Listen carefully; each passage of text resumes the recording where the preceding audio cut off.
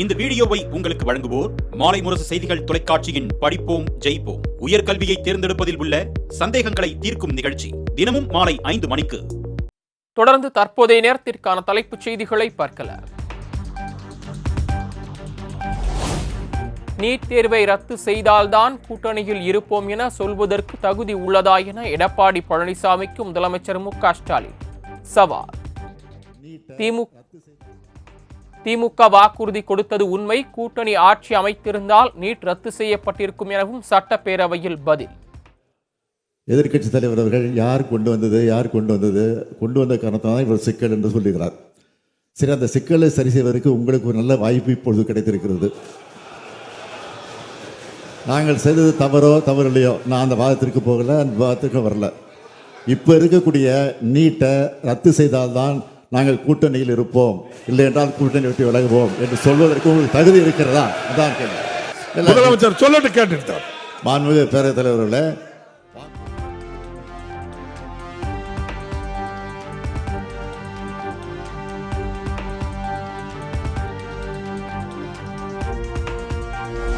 பாஜகவுடன் அதிமுக கூட்டணி வைத்துள்ளதால் முதல்வருக்கு பயம் வந்துவிட்டது என எடப்பாடி பழனிசாமி விமர்சனம்.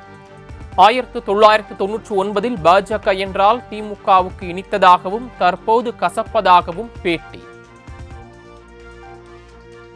நீங்க எங்க பதறீங்க? முதலமைச்சர் சட்டமன்றத்தில் ஏன் கோவப்படுறீங்க? நீங்க பயப்படுறீங்க? அதிமுக யாரோடாலும் கூட்டணி வைப்போம், அது எங்களுடைய விருப்பம், எங்களுடைய கட்சி. முதலமைச்சர் இப்படி ஆதங்கப்படுவது, இப்படி அதிர்ந்து போய் பேசுவது பார்க்கின்ற பொழுது பயம் வந்து விட்டது. அதிமுக கூட்டணி அமைக்கப்பட்டு விட்டால் ஆட்சி மாற்றம் ஏற்படும், திமுக ஆட்சி இழக்கும், அதிமுக ஆட்சி வரும் என்று அவர் மனதிலே வந்த காரணத்தில் தான் அந்த வெளிப்பாடு பார்க்கப்படுகிறது. சட்டமன்றத்திலே நேருக்கு நேர் பார்த்தேன்.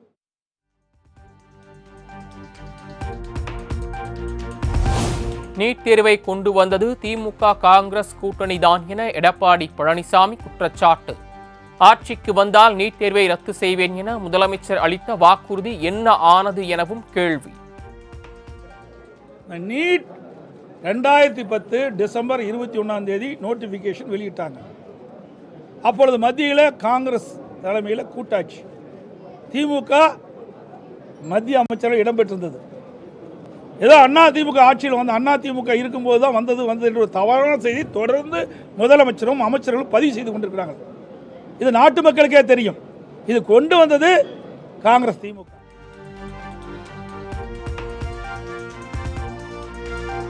கத்தோலிக்க திருச்சபையின் தலைவர் போப் பிரான்சிஸ் காலமானார். உடல்நலக் குறைவால் மறைந்ததாக வாடிகன் அறிவிப்பு. உலகம் முழுவதும் உள்ள கிறிஸ்தவ மக்கள் துக்கம் அனுசரிப்பு.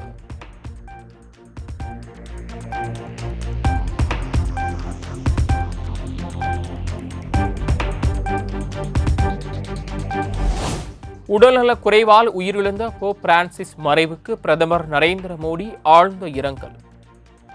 இந்திய மக்கள் மீதான போப்பின் பாசம் எப்போதும் போற்றப்படும் என்றும் நிகழ்ச்சி பதிவு.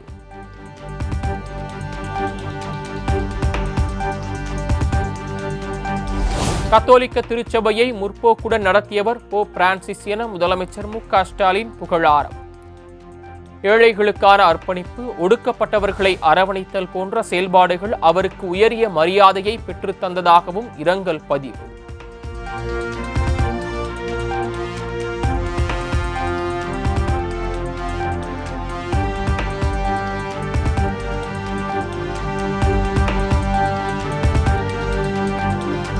பாமக சித்திரை நிலவு மாநாட்டிற்கு அழைப்பு விடுத்தால் கண்டிப்பாக கலந்து கொள்வேன்.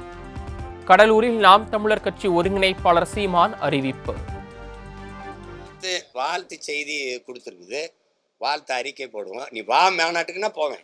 அது எங்கள் ஐயாவை கட்டாயம் வந்து பங்கேறினா போவேன். நான் அங்கே இருந்து வந்தால் தானே, அதனால் எனக்கு ஒன்றும் அந்த மாநாட்டில் மேடையில் ஏறுறதுலையோ பேசுறதுலையோ எனக்கு ஒன்றும் இல்லை.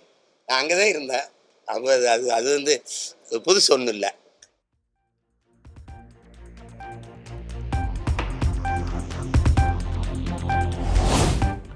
நீட் தேர்வை நடத்துவதற்கு இந்தியாவில் யாருக்கும் தகுதி இல்லையா என மத்திய அரசுக்கு சீமான் கேள்வி.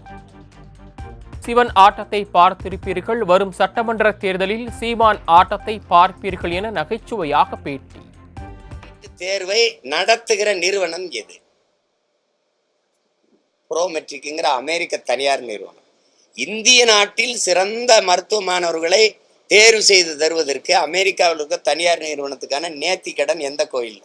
வேளாங்கண்ணிலையா, இல்லை நாகூர் தர்காலையா, இல்லை எங்கூர் மாரியம்மன் கோயிலையா? அவனுக்கு தேவை என்ன?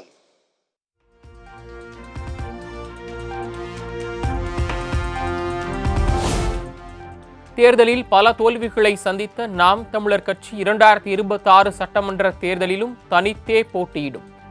மக்களை நம்பியே களமிறங்க உள்ளதாகவும் சீமான் திட்டவட்டம். உலக அரசியல் வரலாற்றில், இந்திய அரசியல் வரலாற்றில், தமிழ்நாட்டு அரசியல் வரலாற்றில் தோல்வியை சந்தித்த பிறகு 5வது முறையும் தனிச்சு நம்பிக்கையோடு மக்களை சந்தித்து தேர்தலில் போட்டியிட போகிற கட்சி நாம் தமிழர் கட்சி.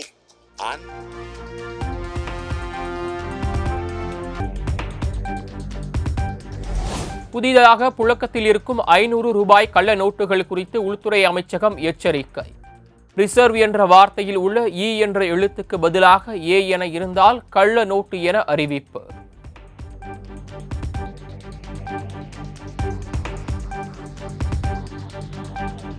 கர்நாடக மாநிலம் பெல்லாரியில் 100க்கும் மேற்பட்டோர் கைகளில் பதாகைகளை ஏந்தி போராட்டம். மத்திய அரசின் வக்பு சட்ட திருத்தத்தை உடனடியாக திரும்பப் பெற வலியுறுத்தி முழக்கம்.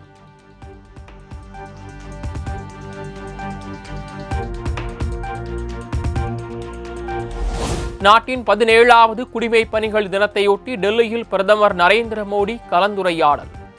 பொது நிர்வாகத்தில் விருதுகளை பெற்ற அதிகாரிகள் பங்கேற்று தங்களின் அனுபவங்களை பகிர்ந்தனர்.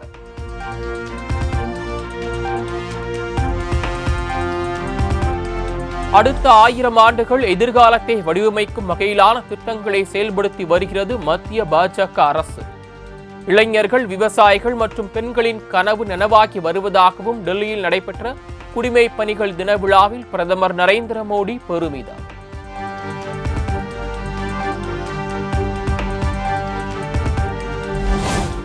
மகாராஷ்டிர சட்டமன்ற தேர்தலில் முறைகேடுகள் நடைபெற்றதாக ராகுல் காந்தி குற்றச்சாட்டு. தேர்தல் ஆணையம் சமரசத்திற்கு உட்படுத்தப்பட்டுள்ளதாகவும் அமெரிக்காவின் பாஸ்டன் நகரில் புலம்பெயர்ந்தோரிடையே பேச்சு.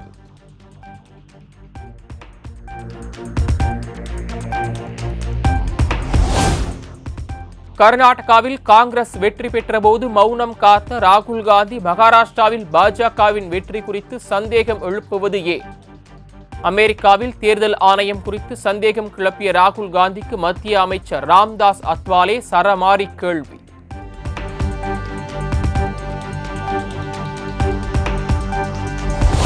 ஜம்மு காஷ்மீரில் கனமழை, வெள்ளப்பெருக்கு, நிலச்சரிவால் நிலைகுலைந்து போன ராம்பன் மாவட்டம். காணாமல் போன சாலைகள், மண்ணில் புதைந்த வாகனங்கள் என பொதுமக்களின் இயல்பு வாழ்க்கை 2வது நாளாக பாதிப்பு.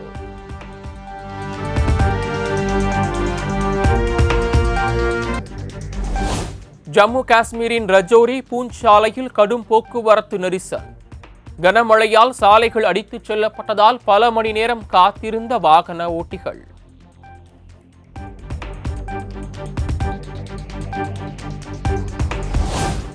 நான்கு நாள் பயணமாக அமெரிக்க துணை அதிபர் ஜெடி வான்ஸ் குடும்பத்துடன் இந்தியா வருகை.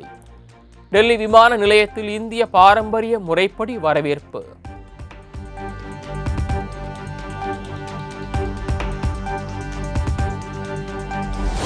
டெல்லியில் உள்ள அக்ஷர்தாம் கோயிலில் வழிபாடு நடத்திய அமெரிக்க துணை அதிபர் ஜெடி வான்ஸ் குடும்பத்தினர். கட்டிடக்கலையின் நுணுக்கங்கள் குறித்து அதிகாரிகளிடம் ஆர்வமுடன் கேட்டறிந்தார்.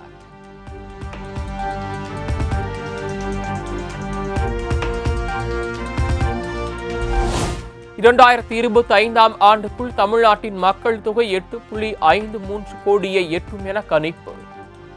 மருத்துவ மற்றும் மக்கள் நல்வாழ்வுத்துறை கொள்கை விளக்க குறிப்பில் தகவல்.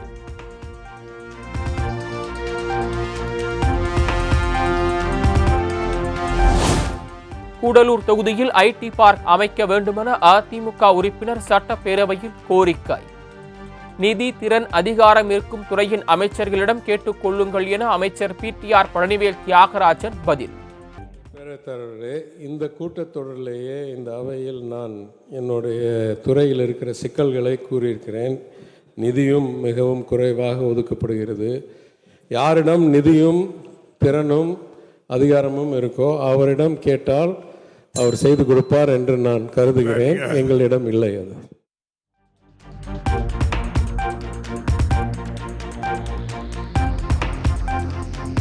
பெண்களை ஆபாசமாக பேசிய அமைச்சர் பொன்முடியை பதவி நீக்கம் செய்ய வேண்டும். தென்காசி ராமநாதபுரத்தில் அதிமுக மகளிர் அணியினர் ஆர்ப்பாட்டம்.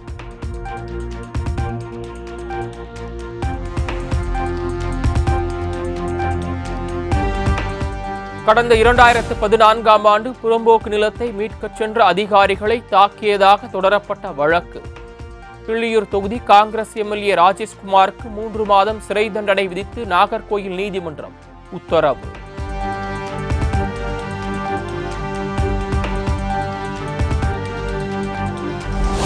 சென்னையில் நாளை கூடுகிறது தமிழக காங்கிரஸ் கமிட்டியின் மாநில செயற்குழு கூட்டம். மத்திய அரசின் மக்கள் விரோத நடவடிக்கை மற்றும் அரசியலமைப்பின் மீதான தாக்குதல் குறித்து முக்கிய ஆலோசனை நடத்தியதாக தகவல்.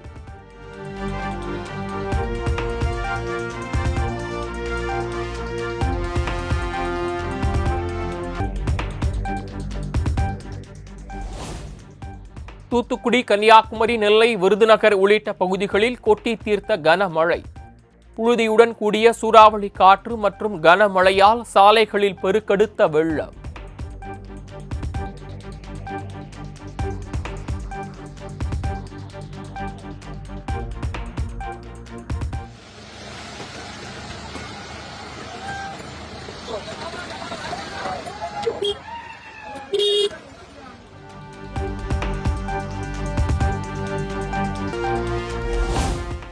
தூத்துக்குடி மாவட்டம் கோயில்பட்டியில் கோயில் பகுதியில் உள்ள சாலையோர கடைகள் அகற்றம். எதிர்ப்பு தெரிவித்து போலீசாருடன் வியாபாரிகள் வாக்குவாதத்தில் ஈடுபட்டதால் பரபரப்பு.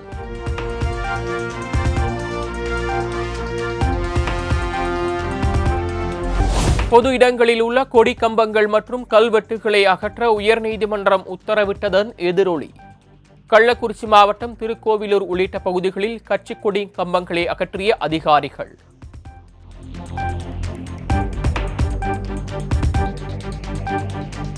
தென்னக ரயில்வே அலுவலகத்தில் வைக்கப்பட்டுள்ள வழிகாட்டி பலகையால் சர்ச்சை.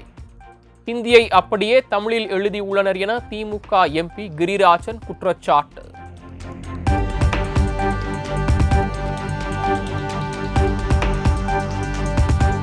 ரயில் ஓட்டுநர்களுக்கு சிறுநீர் கழிக்க கூட இடமில்லை. இது ஒரு மனிதாபிமானமற்ற செயல் என திமுக எம்பி TR பாலு கண்டனம். சென்னை ரயில்வே தலைமை அலுவலகத்தில் உள்ள பெயர்கள் ஹிந்தியிலேயே தமிழில் எழுதப்பட்டுள்ளதை அழிக்க வேண்டும் எனவும் வலியுறுத்தல். பல இடங்களில் சிறுநீர் கழிப்பதற்கு கூட வண்டியில் வசதி இல்லாமல் இருக்கிறது. பொதுவாக லோக்கோ டிரைவருக்கு, என்ஜின் டிரைவருக்கு அந்த என்ஜினில் ஒரு சின்ன அறையை போட்டு அதில் சிறுநீர் கழிப்பதற்கு இடம் வேண்டும். அது மாதிரி ஏன் செய்யலைன்னு சொல்லி சீரியஸாக சொல்லியிருக்கோம். அதுக்கு உரிய ஏற்பாடுகளை ரயில்வே துறை ஆராய்ந்து கொண்டிருக்கிறது என்று சொல்லியிருக்கிறார்கள். இது மனிதாபிமானமற்ற செயல் ஆக உடனடியாக செய்ய வேண்டும் என்று குறிப்பிடப்பட்டிருக்கிறது.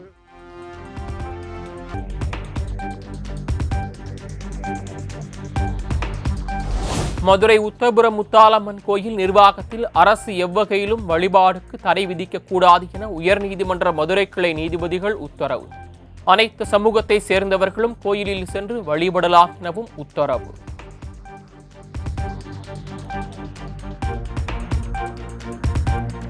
தமிழக ஆதிவாசி அமைப்புகளின் கூட்டமைப்பு மற்றும் பழங்குடி சமூக இயக்கங்கள் சார்பில் சென்னையில் ஆர்ப்பாட்டம்.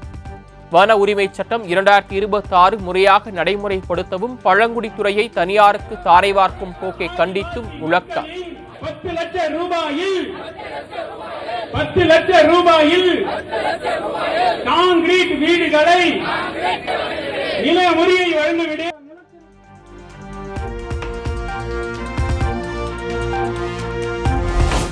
அரசு ஊழியர்கள், ஆசிரியர்களுக்கு சங்கங்கள் இருக்கும்போது போலீசாருக்கு மட்டும் சங்கம் இல்லாதது ஏன்? காவலர்களுக்கு வார விடுமுறை வழங்க கோரி தொடரப்பட்ட வழக்கில் உயர்நீதிமன்ற மதுரை கிளை கேள்வி.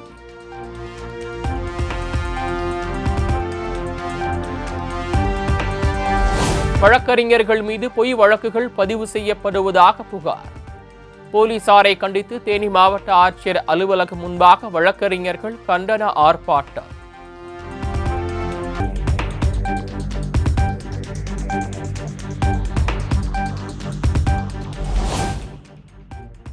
சென்னையை அடுத்த கிளாம்பாக்கம் கலைஞர் நூற்றாண்டு பேருந்து நிலைய நுழைவு வாயிலில் அரசு பேருந்து தற்காலிக ஓட்டுநர்கள் மற்றும் நடத்துனர்கள் போராட்டம். பணி நிரந்தரம் செய்ய வேண்டும் என்ப வலியுறுத்தி 50க்கும் மேற்பட்டோர் போராட்டத்தில் ஈடுபட்டு வருவதால் போலீசார் குவிப்பு.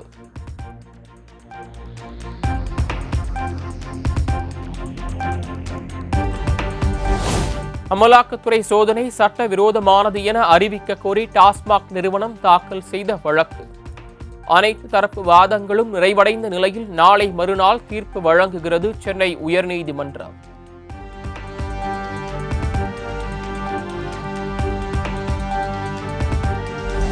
கொரோனா காலத்தில் பணியாற்றிய 714 பேர் விரைவில் பணி நிரந்தரம் செய்யப்படுவார்கள்.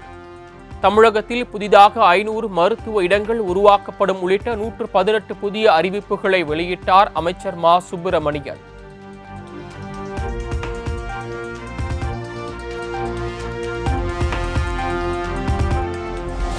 நடிகர் சிவாஜி கணேசனின் அன்னை இல்லம் வீட்டை ஜப்தி செய்ய பிறப்பிக்கப்பட்ட உத்தரவு ரத்து. நடிகர் பிரபு தாக்கல் செய்த மனு மீது சென்னை உயர்நீதிமன்றம் உத்தரவு.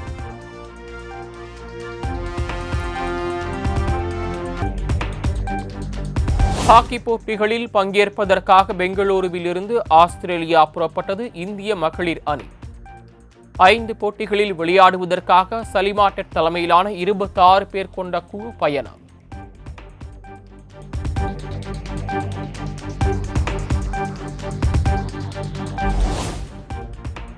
சென்னை சூப்பர் கிங்ஸ் அணி தொடர் தோல்வி எதிரொலியால் அடுத்தடுத்த போட்டிகளில் டிக்கெட் வாங்கும் ஆர்வம் குறைவு.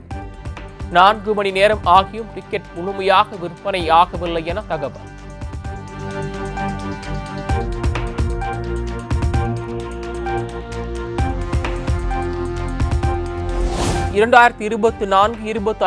ஆண்டின் இந்திய கிரிக்கெட் வீரர்களின் ஒப்பந்தம் வெளியீடு. பிசிசிஐ ஒப்பந்தத்தின் சி பிரிவில் தமிழக வீரர்கள் வருண் சக்கரவர்த்தி, வாஷிங்டன் சுந்தர் உள்ளிட்டோருக்கு இடம்.